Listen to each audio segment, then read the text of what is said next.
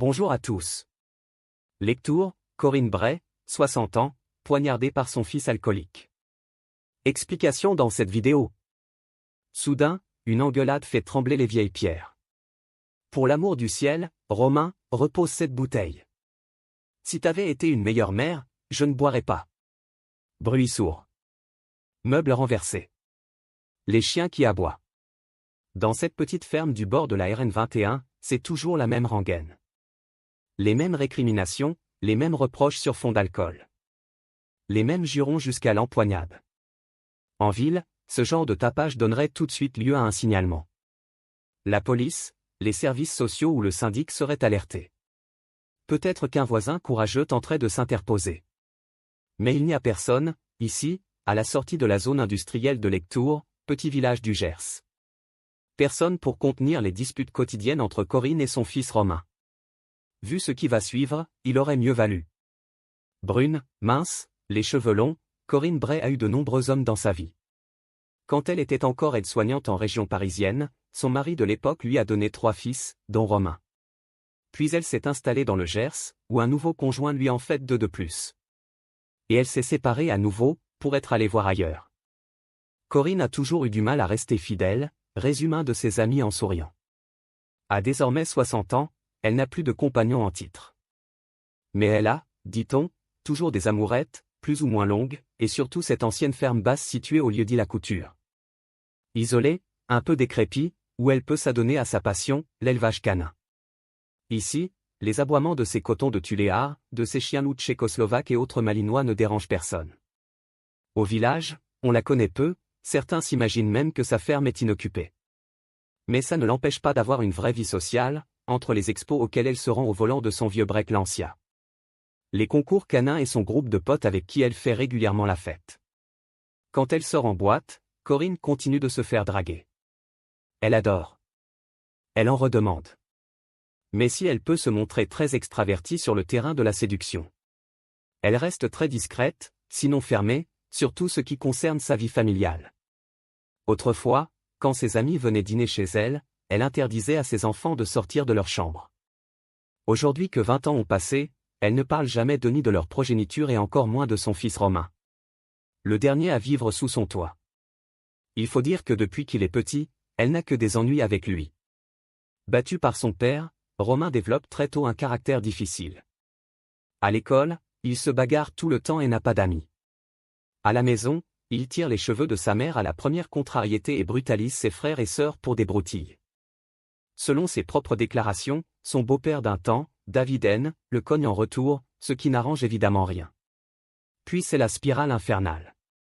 Un jour, pour une tasse de thé renversée, Romain envoie un direct à sa petite sœur d'à peine 3 ans, qui tombe inconsciente. Interné en psychiatrie, il se retrouve en foyer, et, les années passant, il est orienté vers le métier de charpentier. À vrai dire, professionnellement, les choses se passent plutôt bien. Comme si le travail le canalisait, le jeune garçon se montre appliqué et ponctuel. Mais c'est alors qu'il est frappé par une leucémie. Mis sur la touche par la maladie, il ne s'en remettra jamais tout à fait, si bien qu'à désormais 37 ans. Le voilà vieux garçon, sans emploi, toujours hébergé par sa mère et toujours aussi instable. Pire, à présent, il fume du cannabis. Et pour couronner le tout, il boit beaucoup. Le problème c'est qu'à ce rythme, il est en train de gâcher 2 vies. La sienne et celle de Corinne. Celle-ci, qui n'aime rien tant qu'entretenir sa ligne et manger sain, doit naviguer en permanence entre les mégots de joint et les cadavres de bouteilles. Au lieu de profiter de sa liberté, elle traîne son boulet de fils comme on traîne un remords. Et il ne la ménage pas. Régulièrement, il lui reproche son manque de tendresse, insinuant que si elle avait mieux pris soin de lui, il n'en serait pas là. Le résultat, c'est une ambiance détestable à la maison, entre aigreur et affrontements directs, loin des regards du monde.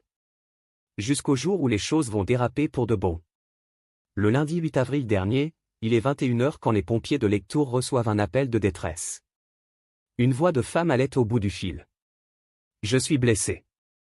Mon fils m'a agressé. » L'appelante a le souffle court, irrégulier. Secouristes et gendarmes foncent sur place. Mais quand ils arrivent à la ferme, il est trop tard. Corinne Bray gît à terre, étendue dans une flaque de sang. Son visage présente de multiples traces de coups, Et son thorax 3 plaies béantes. Arme blanche. Romain est présent, dans un état de confusion que l'alcool exacerbe. Comme il refuse de se laisser interpeller, les gendarmes sont obligés de le plaquer au sol. Ce n'est qu'après une nuit à l'hôpital qu'il est finalement entendu.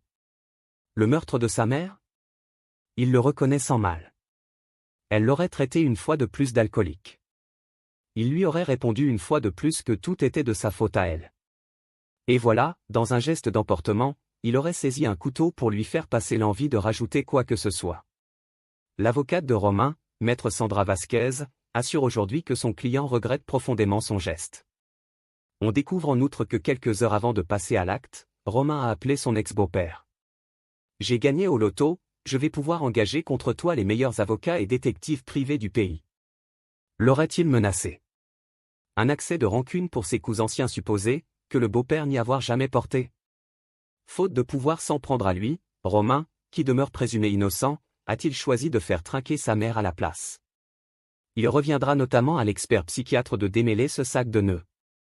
En attendant, une femme est morte. Une maman. Sous la main de son fils. À Lectoure, où la plupart des habitants ignoraient jusqu'à leur existence, on en demeure abasourdi. Merci d'avoir regardé, n'hésitez pas à partager la vidéo avec vos amis et à vous abonner à notre chaîne pour ne manquer aucune de nos futures vidéos.